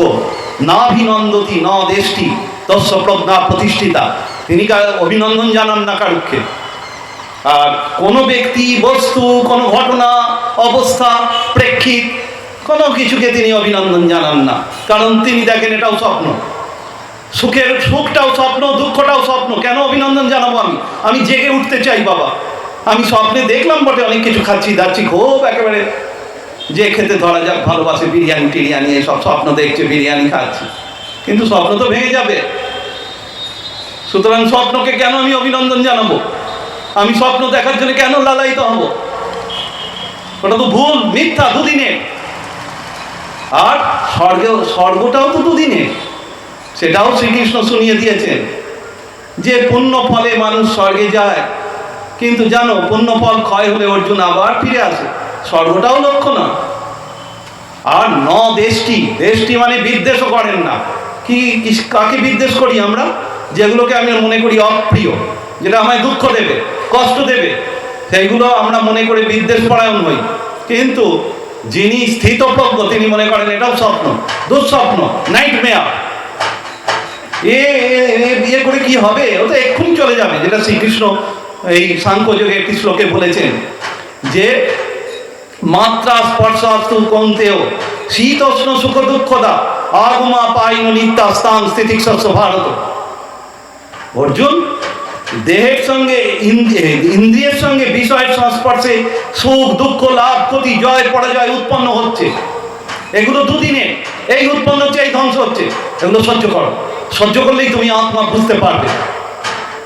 দেহের এইগুলোতে চমকে যেও না, বিচলিত হয়েও না, অবিকারী থাকো, নির্বিকার থাকো। আমি একটু উদাহরণ দিই, মাত্রা স্পর্শ থেকে কিরম সুখ দুঃখ হচ্ছে, শীতোষ্ণ।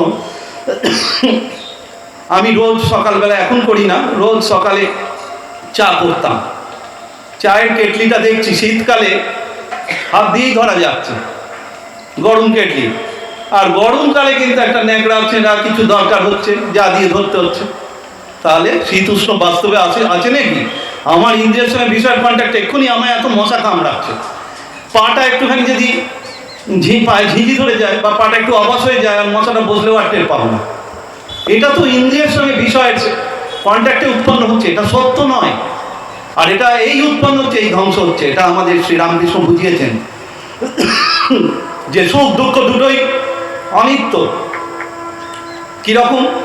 শ্রীরামকৃষ্ণ বলছেন, এক মা তার ছেলে মারা গেছে, আছড়ে পিছড়ে কাঁদছে, খাচ্ছে না, দাচ্ছে না, ঘুমোচ্ছে না। কিন্তু সেই মাই 1 বছর পরে নাকে নথ পরে, গয়না পরে যাত্রা দেখতে যাচ্ছে। হয়ে গেল দুঃখ দুদিনের, সুখ দুদিনের। এই যারা মনে করেন তারা দুঃখে অনুদ্বিগ্ন মন হয়, যেটা শ্রীকৃষ্ণ বললেন, দুঃখে অনুদ্বিগ্ন, সুখেতে বিগত প্রিয়। সুখ এলেই বা কি, ও তো দুদিনের। স্বর্গলাভ হলেই বা কি হবে আমাদের, ও তো দুদিনের। নচিকেতা কি বলেছিলেন যমরাজকে? কঠোপনিষদে আছে। যমরাজ বললেন, তোমাকে স্বর্গে, তুমি আত্মাকে জানতে চেও না, তোমাকে আমি স্বর্গের অধিপতি করে দেবো। যতদিন ইচ্ছে ওইরকম ভোগ তুমি পৃথিবীতে করতে পারবে না, এত ভালো ভোগ সব পাবে। আর যতদিন ইচ্ছে ইন্দ্রিয়গুলোকে আমি না হয় এমন করে দেবো, ওগুলোর ক্ষয় হবে না। তোমরা বসে ইন্দ্রিয়ের ভোগ করবে, তুমি যতদিন ইচ্ছে স্বর্গের অধিপতি হয়ে। তখনও কি বলেছিলেন নচিকেতা? ওসব আপনারই থাক, ওইসব অপ্সরা টপ্সরা সব অনিত্য, ও দুদিনের, আত্মার তুলনায় সবই অনিত্য, এগুলো আপনারই থাক। আমি যে বর চেয়েছি তার থেকে আমি সরছি না, আমি আত্মাকে জানতে চাই। তখন প্রশংসায় পঞ্চমুখ হয়ে উঠলেন নচিকেতা, এই যমরাজ। বলেন, তোমার মতো ছেলেরাই আত্মজ্ঞান লাভ করতে পারে, তোমার মতো প্রশ্নকারীর দরকার। এত প্রশংসা, ওইটুকু ছেলে স্বর্গ অব্দি ফিরিয়ে দিল। এই হচ্ছে এই শ্রীকৃষ্ণের উপদেশও তাই, যে বেদ করে কি হবে? বেদের বিরোধিতা করছেন শ্রীকৃষ্ণ এই সাংখ্যযোগে। আমরা তো মনে করি বেদ হচ্ছে অপৌরুষেয়, বেদের কেউ বিরোধিতা করতে পারে না। এবং বুদ্ধদেব বেদের বিরোধিতা করেছেন বলে বুদ্ধের সমালোচনা করে অনেক হিন্দু। শ্রীকৃষ্ণ তো বললেন বেদের বিরোধিতা। বুঝতে হবে তো কোন জায়গাটার বিরোধিতা করছেন। মাথা মোটা হলে তো চলবে না আমাদের। বেদের বিরোধিতা করে বললেন, অর্জুন, ত্রৈগুণ্য বিষয়া বেদা নিস্ত্রৈগুণ্য ভবার্জুন, নির্দ্বন্দ্ব নিত্য সত্যস্থ নির্যোগক্ষেম আত্মবান। অর্জুন, এই বেদ 3 গুণের মধ্যে আবদ্ধ রাখে মানুষকে, সত্য রজতম, মুক্তি দেয় না। কিন্তু একে ছাড়িয়ে তোমায় যেতে হবে, নিস্ত্রৈগুণ্য অবস্থা লাভ করতে হবে, যেখানে কোনো দ্বন্দ্ব নেই, সর্বদাই সত্যগুণ, সর্বদা শান্ত ভাব, প্রসন্ন ভাব, সেই ভাব অবলম্বন করতে হবে। আর তোমার কোনো জিনিস পাওয়ার যোগও থাকবে না, ক্ষেমও থাকবে না। আমায় এইগুলো পেতে হবে এবং এইগুলোকে রক্ষা করতে হবে, এসব কিচ্ছু থাকবে না। তুমি আত্মাকে উপলব্ধি করে আত্মবান হয়ে বসে থাকবে। তাহলে বেদের নিন্দা করলেন নয়। বেদ আমাদের বললেন কি না, মোক্ষ যারা পেতে চায়, যারা শান্তি পেতে চায়, তাদের বেদ কিছু করতে পারবে না। বেদ আমাদের যাগ যজ্ঞ করার নির্দেশ দেয়, সেইগুলোতে করলে যে ফল হবে না তা নয়, সেটা হবে। কিন্তু ওগুলোতে কি হবে? রাজ্য লাভ হবে, পুত্র লাভ হবে, স্বর্গ লাভ হবে, কিন্তু ওগুলো তো চলে যাবে একদিন। সেই জন্যে বললেন, কতকগুলো মানুষ এই বেদের কথাগুলোকে, পচা মরাকে যেমন ফুল দিয়ে অগুরু সেন্ট দিয়ে আমরা করি, সেই রকম পচা কথাগুলোকে এই পুষ্পিত বাক্যের দ্বারা মুড়ে দেওয়া হয়েছে। কি কথা, কি বিপ্লবাত্মক কথা! আমরা তো বলি গোবিন্দ মানে কি? যিনি বেদকে জানেন, বেদকে তুলে ধরেছেন, তিনিই তো ভগবান শ্রীকৃষ্ণ, গোবিন্দ। কিন্তু গোবিন্দ বেদের ওইগুলোকে মানছেন না। কামনাপূর্বক কর্মগুলো থেকে তিনি পৃথক করলেন নিষ্কাম কর্মকে, এবং সেই জন্যে বললেন বেদ এটা করতে পারবে না, তুমি বেদজ্ঞ কিন্তু তুমি ব্রহ্মজ্ঞ হওনি, বেদকে ছাড়িয়ে যেতে হবে তোমার। এখানে বলি উপনিষদে এরকম কথা আছে যে তত্র বেদা অবেদা ভবন্তি উপনিষদ, সেখানে বেদগুলো অবেদ হয়ে যায়। অবেদ মানে ও ফালতু হয়ে গেল, ওর দরকার নেই, বেদগুলোর কোনো মূল্যই নেই, বেদ অবেদ হয়ে গেছে। আমরা তো অন্য কিছুর থেকে বেদের পার্থক্য করে বেদকে মূল্য দিচ্ছি যে বেদ অবেদ থেকে আলাদা না। ও সব বেদ ও তোমার ব্রহ্মজ্ঞান লাভ বলে দেখবে বেদ টেদ কিছু নেই। ওসব তোমরা মোহগ্রস্ত ছিলে, জগৎকে সত্য ভাবছিলে আর জন্ম মৃত্যুর চাকায় ঘুরছিলে, ওই বেদের কতগুলো নিয়ম মেনে চলছিলে যাতে সুখ লাভ হয়, ধর্ম লাভ হয়। ধর্ম আর মোক্ষ তো এক জিনিস নয়, সেইটা বুঝতে হবে। এখন স্থিতপ্রজ্ঞ অবস্থা বলতে গিয়ে শ্রীকৃষ্ণ এমন কথা বলেছেন, এটা বলেই আমায় শেষ করতে হবে। আমার এখানে যেটা অসুবিধা হয় বলি, এই মশা তাড়ানোর জন্য যে ধূপ দেওয়া হয় আমার গলা চোখ হয়ে যায়, আর উপায়ও নেই এখানে কি করে মশাই বা যাবে। আর ওই মশা তাড়ানোর ধূপ আমার একটা অ্যাক্সিডেন্টের পর থেকে দেখেছি আর সহ্য করতে পারি না, একদম গলা, একটু গলা বসে যাচ্ছে দেখছি, মানে বলতে অসুবিধা হচ্ছে। যাই হোক, মূল কথাগুলো বলা হয়ে গেছে, আর একটুখানি শুনুন, সামান্য 5 মিনিটের মধ্যে হয়ে যাবে। সেটা হচ্ছে ভগবান শ্রীকৃষ্ণ সমন্বয় দেখাচ্ছেন। স্থিতপ্রজ্ঞ মানে আমরা কি জানি? আমাদের মনে হচ্ছে এরম বসে আছেন, নড়েন না চড়েন না, গাছতলায় বসে আছেন নির্বিকল্প সমাধিতে, যখন ইচ্ছে শরীর ত্যাগ করে চলে যাবেন। এই যদি বুঝে থাকেন ভুল বুঝেছেন, এতক্ষণে আলোচনায় যদি এইটা বুঝে থাকেন। শ্রীকৃষ্ণ দেখাচ্ছেন ওই স্থিতপ্রজ্ঞ ব্যক্তি তখন কিভাবে কাজ করেন। তিনি কি কাজ বন্ধ করে দেন? শঙ্করাচার্য কি বন্ধ করে দিয়েছেন কাজ? না বিবেকানন্দ বন্ধ করে দিয়েছেন যে আমাদের ব্রহ্মজ্ঞান হয়ে গেছে আমরা? না শ্রী চৈতন্য বন্ধ করে দিয়েছিলেন কাজ? তখন তারা জগতের কল্যাণে কাজ করতে থাকেন এবং মত পরায়ণ হয়ে অহংকার ত্যাগ করে এই ভক্তি এসে গেল। এতক্ষণ দেখছিলাম তিনি ধ্যানের কথা বলেছেন, যে ধ্যান যোগ কাকে বলে? সমত্ব বুদ্ধি। সমত্ব বুদ্ধি মানে জয় পরাজয়, নিন্দা স্তুতি, লাভ ক্ষতি, এই সব সমান হয়ে গেছে, প্রিয় অপ্রিয়, এটা ধ্যানের ভাব, এটা বলে দিয়েছেন এইখানে। জ্ঞানের কথা বলেছেন আত্মন্যে বা আত্মনাতুষ্ট, ওটা তো চরম আত্মজ্ঞান, যেটা জ্ঞানীরা চায়, আমার মধ্যেই আমি সন্তুষ্ট, আর কিচ্ছুর প্রয়োজন নেই, শরীর যায় যা, জগৎ ধ্বংস হয়ে গেলেও কিছু এসে যায় না, কারণ আমি সেই সর্বব্যাপী আত্মা, আমার ধ্বংস নেই, বিনাশ নেই। এই তো আত্মজ্ঞানী চায়, জ্ঞান মার্গীরা তাই চায়, আত্মার মধ্যে ব্রহ্মকে উপলব্ধি নিজের মধ্যে। এইবার কিন্তু বললেন স্থিতপ্রজ্ঞ কাজ করে মত পরায়ণ হয়ে, মানে ভগবানই করাচ্ছেন, যেটা অর্জুনকে তিনি বলেছেন আমি মেরে রেখেছি, তুমি আর কি করবে, তুমি বান চালাও, কিন্তু মেরে আমিই রেখেছি, আমার দ্বারা ময়ৈব নিহতা পূর্বমেব নিমিত্ত মাত্রং ভব সব্যসাচীন। সেই কথাটা এখানেও এসে গেছে। অহংকারকে 4 ভাবে ত্যাগ করা যায়।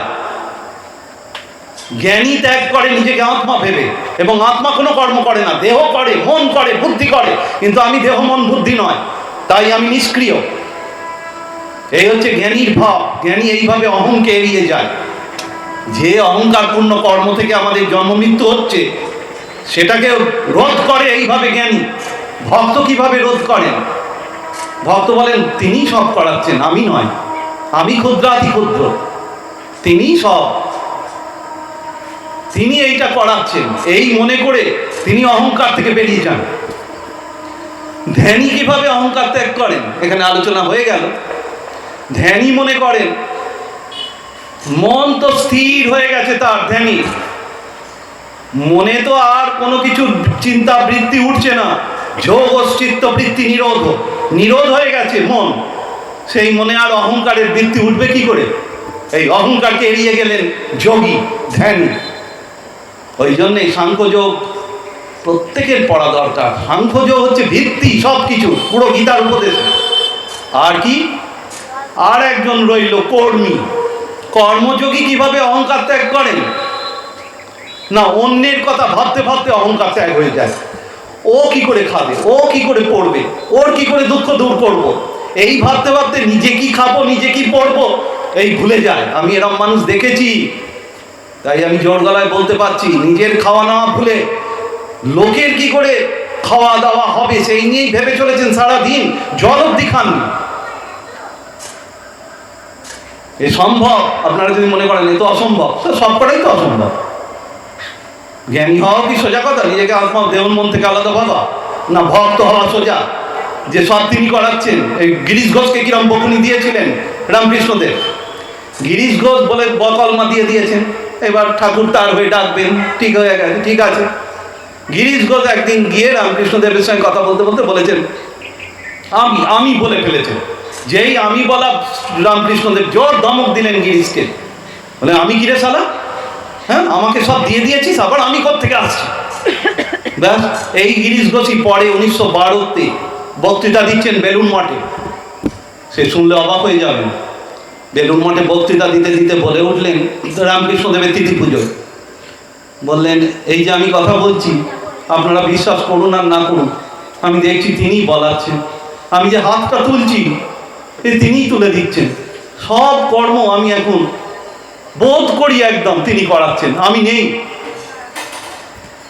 তাহলে এই হচ্ছে ভক্ত। আর কর্মযোগে কি, যে অপরের জন্য, লোক সংগ্রহের জন্য কাজ করতে হবে। কর্মযোগে বলেছেন শ্রীকৃষ্ণ, লোক সংগ্রহের জন্য এই কাজ করতে হবে। তার মানে লোকের কল্যাণের জন্য, লোককে ধর্ম অর্থ কাম দিয়ে মোক্ষের পথে নিয়ে যাওয়ার জন্য কর্ম করতে হবে। এবং এরম করেছেন জনক রাজার নাম করেছেন সীতার বাবা। অবশ্য শ্রী অরবিন্দ বলেছেন শুধু সীতার বাবা নয়, সীতার পালক পিতা শুধু নন, এই জনক নামধারী অনেক রাজা ছিলেন, যারা ওইরকম মনে করতো নিজেদের বিদেহী, আমরা দেহে নেই। এই বিরাট এরা মানে রাজর্ষি ছিলেন, ঋষি হয়েও রাজা। এই হচ্ছে কর্মযোগী। তারা কর্ম করে যান, রাজধর্ম পালন করছেন, কিন্তু কিচ্ছু হচ্ছে না। তাহলে এখানে আমরা বলতে পারি, তাহলে কি এতগুলো যোগ আলাদা আলাদাভাবে আমাদের ভাবতে হবে? না, আমরা বলবো এই সব কটা একটা সমন্বিত হয়েছে শ্রীকৃষ্ণের অপূর্ব উপদেশে। এটাকে আমরা বলতে পারি ভাগবত অদ্বৈত। সেখানে প্রেম মানে অদ্বৈতেই প্রেম, মানে ভগবানকে নিজের মধ্যেই সে একদম দেখছে, অভেদ ভাবছে, প্রেমের চরম পরিপুষ্টিতে। এটা রামকৃষ্ণদেবের কথা শ্রী চৈতন্য সম্পর্কে। প্রেমের চরম পরিপুষ্টিতে অদ্বৈতভাবে ভূত হয়ে অবস্থান করতেন পুরীতে। অর্থাৎ আমি আর জগন্নাথ এক। বাইরে খোল করতাল বাজাচ্ছেন, ওটা তো বাইরের দাঁত, রামকৃষ্ণদেব বলছে। ভেতরে কি? ভেতরে আমি সেই। চৈতন্য ভাগবতে আছে মুই সেই, মুই সেই, আমি সেই বলে উঠে দাঁড়াতেন শ্রী চৈতন্য। জীবনের শেষ দিব্যন্মাত অবস্থা 12 বছর, সেই সময় শ্রী চৈতন্যের অবস্থা এই। তাহলে প্রেম অদ্বৈত। আর কর্মদ্বৈত কি? ব্যবহারে আমায় তো কর্ম করতেই হবে। আমি যখন কর্ম করছি তখনও আমি ব্রহ্মজ্ঞানী। আমি কেবল যখন এরমভাবে স্থির হয়ে বসে আছি নির্বিকল্প সমাধিতে, তখনই কেবল ব্রহ্মজ্ঞানী, তা তো নয়। আমি যখন লোকের সঙ্গে ব্যবহার করছি তখনও আমি ব্রহ্মজ্ঞানী, কারণ নিজের ধান্দা ছেড়ে কাজ করছি, তার কল্যাণ। এটা ঠিক ঠিক সেই করতে পারে যে আত্মজ্ঞানী। শিবজ্ঞানী জীব সেবা কে করতে পারে? আমরা বলতে পারি আমরা চেষ্টা করছি। ঠিক ঠিক শিবজ্ঞানী জীব সেবা ঠাকুর করেছেন, মা করেছেন, স্বামীজি করেছেন, আরও কেউ কেউ করে থাকতে পারেন, হয়তো তাদের কথা আমরা জানি না। কিন্তু ব্যাপারটা এই যে নিজের মধ্যেও ব্রহ্মকে, অপরের মধ্যেও ব্রহ্মকে দেখছেন, নিজের মধ্যেও শিব, অপরের মধ্যেও শিব। এই হচ্ছে তাহলে অদ্বৈতের কর্মের প্রয়োগ ব্যবহারিক ক্ষেত্রে। আর ধ্যান যে করছে তার মধ্যে তো আর কোনো চিন্তাই উঠছে না। তাহলে চিন্তা উঠছে না মানে কি? তিনি কি জড় পদার্থ হয়ে গেছেন? না, তখন অদ্বৈতে বিভোর তিনি, এক সত্তাতেই তিনি বিভোর হয়ে আছেন। তার ধ্যানেতে তিনি আর কোনো বিকল্প দেখছেন না। অর্থাৎ আমার থেকে আলাদা একটা জগৎ আছে, আমার থেকে আলাদা ভগবান আছে, সেই ভগবানকে আমি ধ্যান করছি, এইসব তার নেই। আর ডুবে গেছে, আত্মহারা হয়ে গেছে। দেশ কাল কার্যকারণ, বিবেকানন্দের ভাষায় দেশ কাল কার্যকারণ পুরো ধ্বংস হয়ে গেছে তার কাছে। এই অসম্প্রজ্ঞাত সমাধি, এই যোগের নির্বীজ সমাধি, সেই সমাধিতে অবশ্য কেউ জ্বরের চিন্তা করে করতে পারে, এরকম কথা আছে, তার বিপদ আছে, বলা হয়েছে। এই জ্বর হয়ে অনেক দিন থেকে যাবে, কোটি কোটি বছর, তারপর যদি উদ্ধার হয় ভগবানের কৃপায়। তারপর ভগবান শ্রীকৃষ্ণ এই সব সমন্বয় দেখিয়ে তারপর বলেছেন যে আমি বলতে পারি যে প্রথমে আমাদের শুভাশুভ কর্মের মধ্যে অশুভকে ত্যাগ করে শুভ কর্ম করতে হবে, কিন্তু তারপর শুভ অশুভ দুটোকেই ত্যাগ করতে হবে। কারণ শুভ কর্ম করলে পুণ্য ফল পাবো, আমরা সুখ পাবো, সেই সুখ পাওয়ার জন্য আবার জন্মাতে হবে।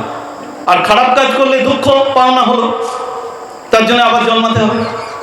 তাহলে শুভ অশুভ দুটোকেই ত্যাগ করতে হবে অর্জুন, এবং শান্ত হয়ে যেতে হবে। প্রসাদ, প্রসাদ কথাটা শ্রীকৃষ্ণ ব্যবহার করেছেন। প্রসন্ন, প্রসন্ন মানে কি? আমার টাকা পয়সা ভালোই আছে, এখন আমার রোজগার না হলেও আমার চলবে, আমার ভোগের সব বিষয়গুলো আছে, একে প্রসন্ন বলে না।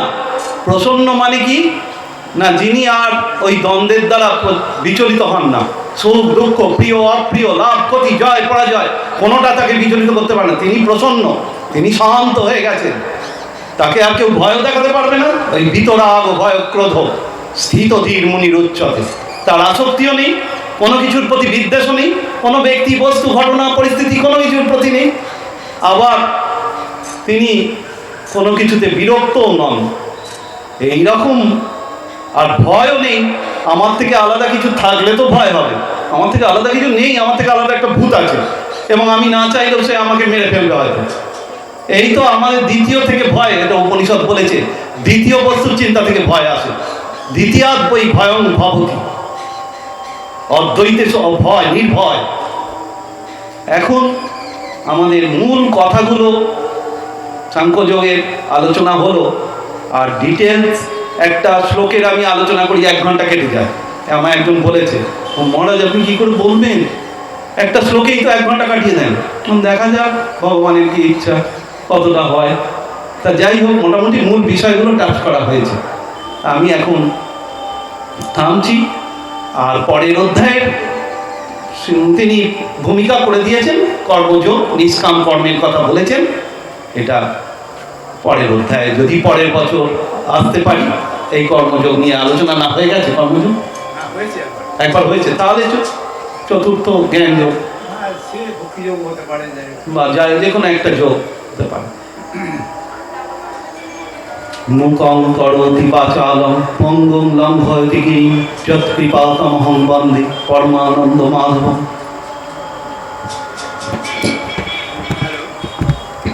হ্যালো, হ্যাঁ, মহারাজকে প্রণাম, ধন্যবাদ